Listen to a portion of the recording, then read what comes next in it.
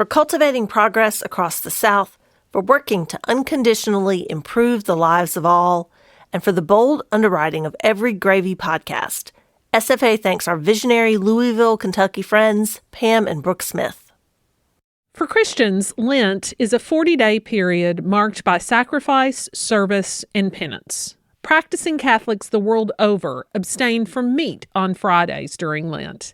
In symbolic recognition of the day of the week they believe Jesus was crucified.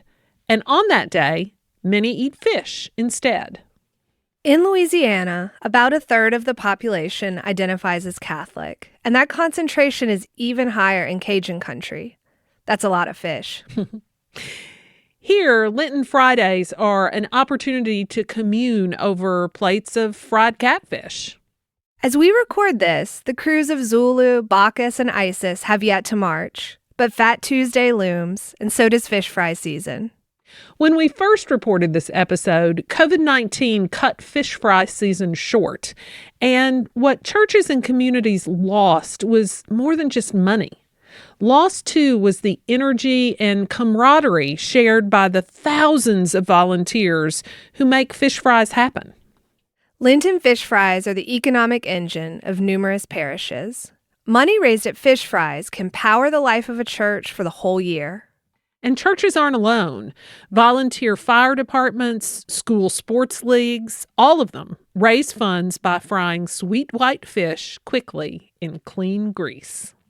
Lenten fish fries knit together neighborhoods. They lure wayward parishioners to their home churches. Get it? I got it. I'm Melissa Hall. And I'm Sarah Camp Milam. We're your hosts for Gravy. Gravy. Gravy. Gravy. A production of the Southern Foodways Alliance, Gravy tells stories of the changing American South. Sarah Holtz, once again, takes us into the kitchens and onto the serving lawns of Lafayette, Louisiana's Lenten fish fries.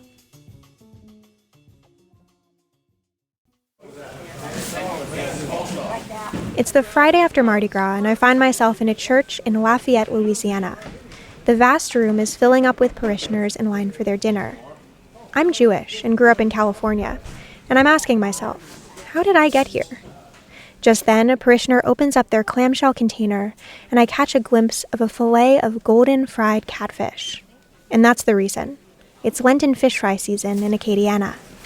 A big old sign, like front and back, like a board that says, "Fish is great today, go eat fish." Local churches host plate sales to feed neighbors and raise funds. Restaurants get in on the action too, offering seafood specials.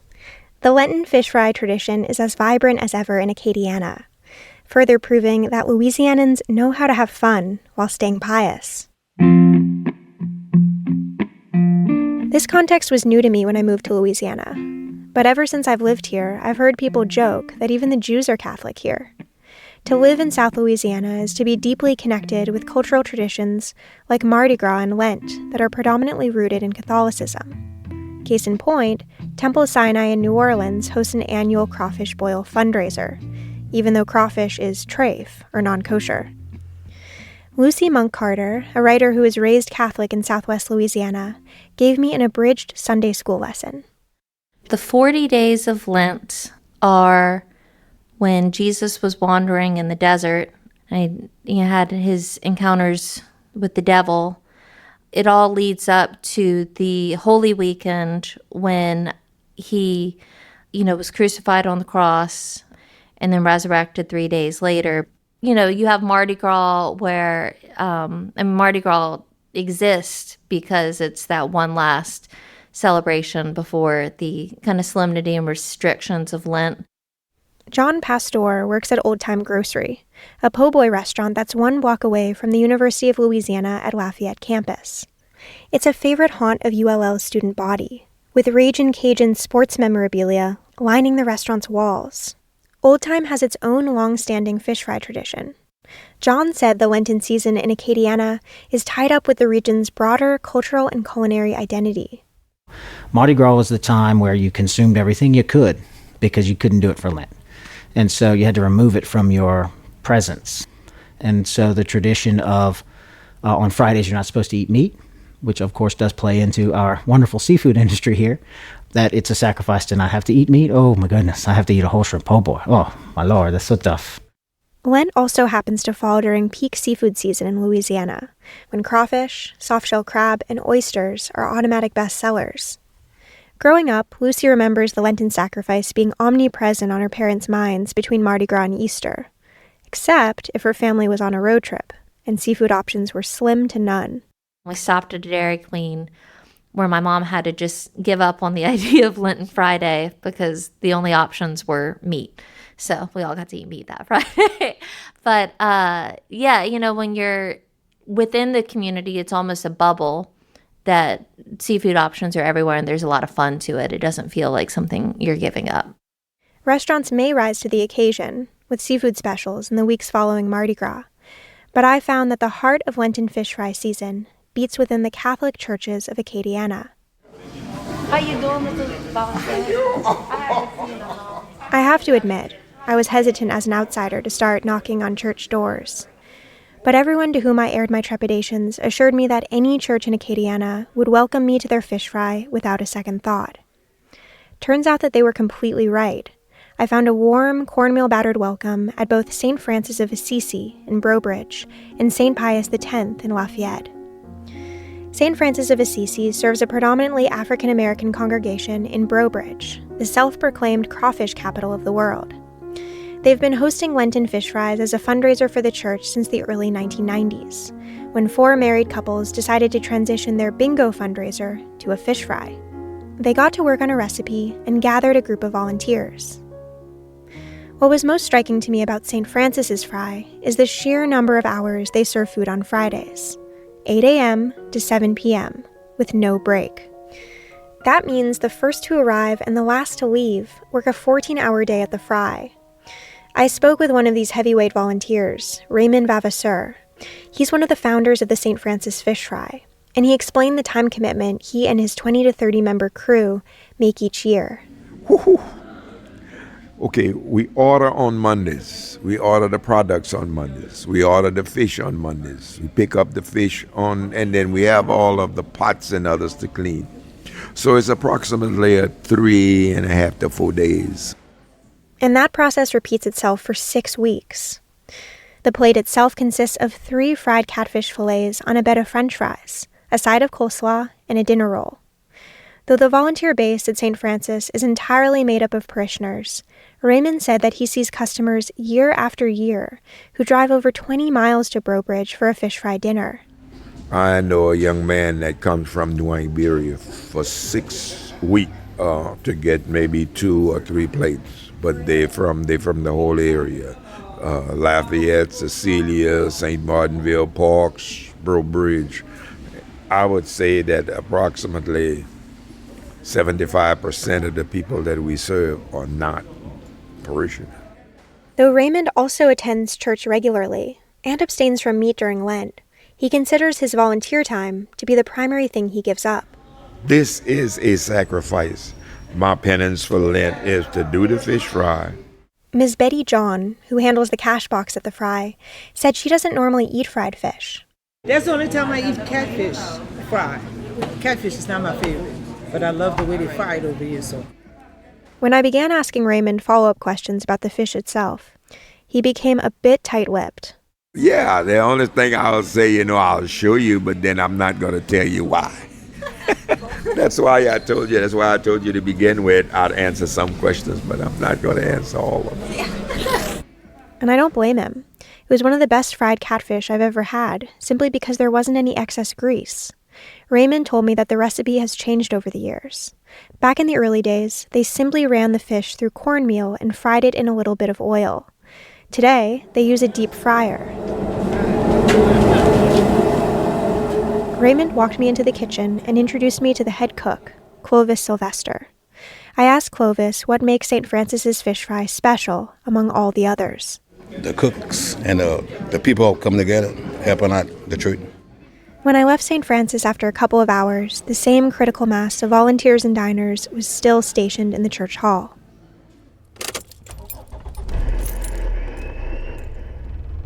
About 10 miles down the road in Lafayette, the Knights of Columbus Council at St. Pius X has assembled a dedicated volunteer team that serves around 400 fish fry dinners every Friday of Lent, except Good Friday. Located just off the busy thoroughfare of Calais Saloom Road, St. Pius X serves a network of Lafayette parishioners, most of whom identify as Cajun. Brian Decoux was my entree into the Knights of Columbus fold. He's been a member for 42 years. When I reached out to Brian earlier in the week, the Knights were already well into their prep for the first Friday of Lent. Thursday afternoon, we have a group of guys that come in and make potato salad. And then today we're mixing the coleslaw, we're outside frying fish, we have our desserts that we serve. Brian recalled that they've been hosting their fish fry since the early 2000s. He helped organize the first fundraiser based on a fish fry he used to attend in Tarrytown, on the west bank of New Orleans. Today, the St. Pius Fry raises money for local nonprofits each Lent. Though their recipe has largely stayed the same, the Casey's have adapted to the changes in dining culture. They use a credit card square now. They have a drive-through operation out back. And by 5 p.m., it was 5 cars deep. Though the Knights of Columbus is a fraternal organization, the St. Pius Fish Fry is a family affair. The volunteer in charge of the cash box is a high school student named Danielle Mesh, and her dad is a Knight. Kelly Swear's husband is a Knight who volunteers every year, even though he doesn't eat fish. Kelly doesn't miss a Friday if she can help it either. They have it down to a science because they've done it for so many years. They keep going and going and going, and these guys have been here and together for so long. They have become super close friends. It's like it's a brotherhood. Let's put it that way. It's a brotherhood, and they do for each other. You know, if one needs financial assistance, they'll come together and they'll put it together. What I kept hearing from volunteers like Kelly and Brian is how much the Caseys feel like a family. You know, it helped us to adjust being members of the Knights of Columbus. We moved to Tarrytown, and it helped us. It was an instant family. And, you know, that's what I love about this organization. Sid Janice is a charter member of this Knights of Columbus Council, and he insists that the fish fry isn't even a sacrifice. I suggested that the promise of fried catfish might help lighten the burden, too. Yeah, right. That's another thing. You're not supposed to give up one thing and then eat twice as much of the other. When we come back, we'll find out what a po' boy shop called Olde Tyme Grocery is frying up. But first, for over 125 years, Lodge has been crafting quality cookware in South Pittsburgh, Tennessee. It started with the iconic Lodge cast iron skillet made for cooking anything, anywhere, and then turned to the seasoned cast iron Dutch oven and camp ovens. Now, Lodge is making history with USA Enamel, the only line of colorful enameled cast iron made in the United States.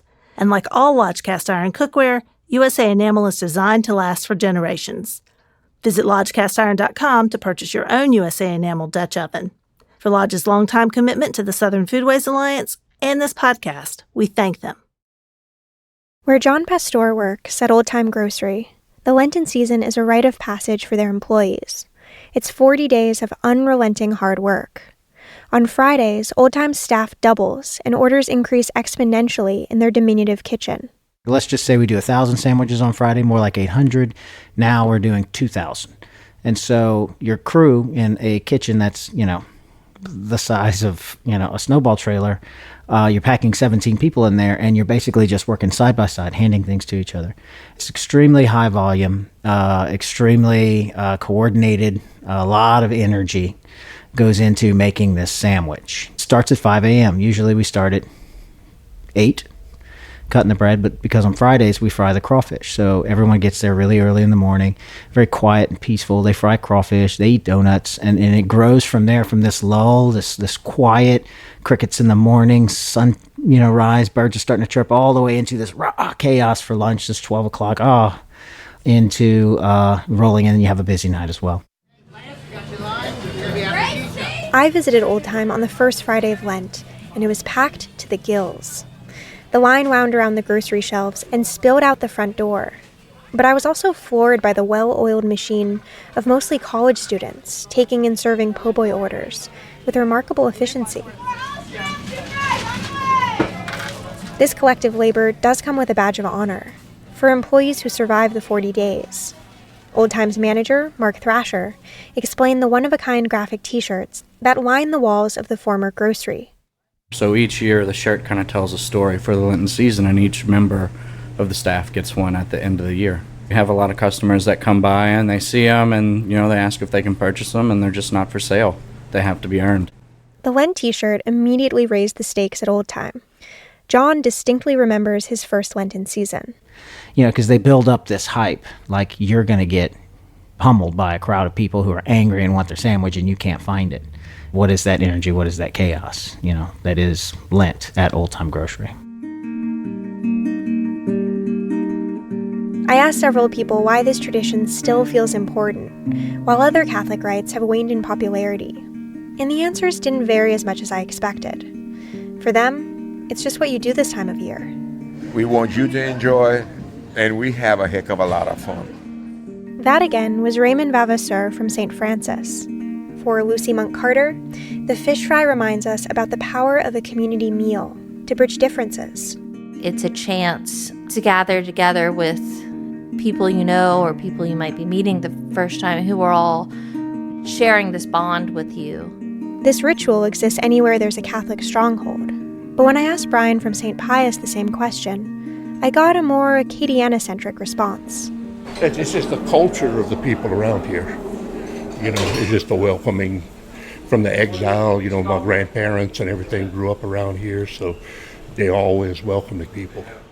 Here Brian is referring to the Acadian exile, or Le Grand Arrangement, when the British expelled French Catholics from the Canadian Maritime provinces in the mid-1700s, and many ended up in the region we now call Southwest Louisiana. John Pastor also folds the Lenten fish fry into a larger idea about Acadian identity. As much as it plays into our culture, as it helps us to adapt and survive, and is basically just another wonderful, silent, but yet glaring example of our backstory, who we are, why we do the things we do, why it's so important. Still, nothing about the Lenten fish fry feels dogmatic. It's not catfish and communion, it's catfish and coleslaw. So. In the act of breaking bread together, or fish as the case may be, conventional divisions dissolve within the church hall. The Lenten fish fry is a collective ritual that transcends group boundaries.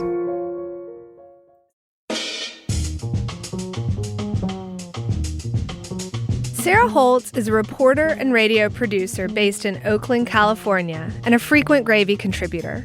She mostly covers music, food, and labor.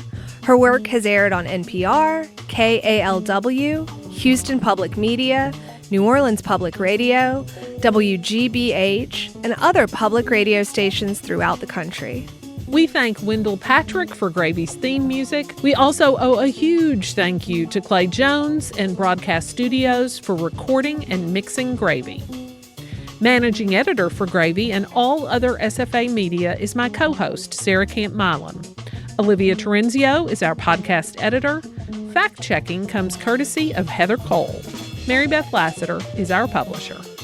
Want to learn more about the changing American South?